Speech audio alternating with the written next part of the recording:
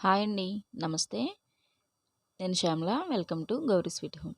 ముల్లంగి దుంపలతో ఎప్పుడు వేపుడు పప్పుచారులో వేసుకుంటాం కదా! అలా కాకుండా ఇలా పచ్చడి చేయండి. చాలా టేస్టీగా ఉంటుంది. ఇది టిఫిన్స్‌లో కానీ, అన్నంలో కానీ చాలా బావుంటుంది. ఇప్పుడు ఇది ఎలా తయారు చేసుకోవాలో చూద్దాం. స్టవ్ పై ఒక బాండి పెట్టుకొని కొంచెం ఆయిల్ వేసుకొని 7, 8 ఎండుమిరపకాయలు వేసుకొని కొద్దిగా వేపుకోవాలి. ఎండుమిరపకాయలు వేపిన తర్వాత తీసి పక్కన పెట్టుకోవాలి.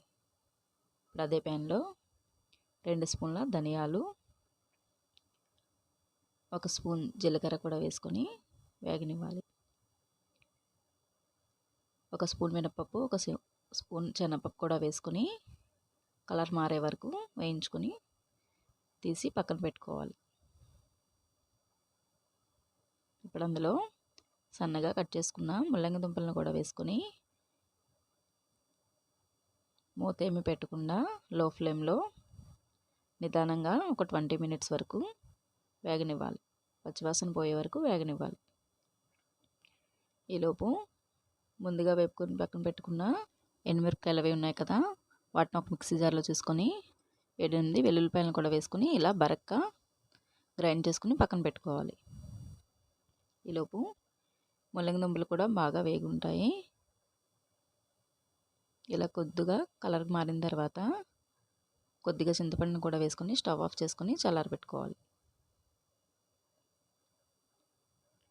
ఇప్పుడు మిక్సీ జార్లో ముల్లంగి దుంపలను కూడా వేసుకొని మెత్తగా గ్రైండ్ చేసుకోవాలి. మీ రుచికి తగిన ఉప్పు కూడా వేసుకొని గ్రైండ్ చేసుకోవాలి. నీళ్ళేమీ లేకుండా గట్టిగా గ్రైండ్ చేసుకున్న మిశ్రమాన్ని ఒక బౌల్లో తీసుకుని కరివేపాకు, ఆవాలు,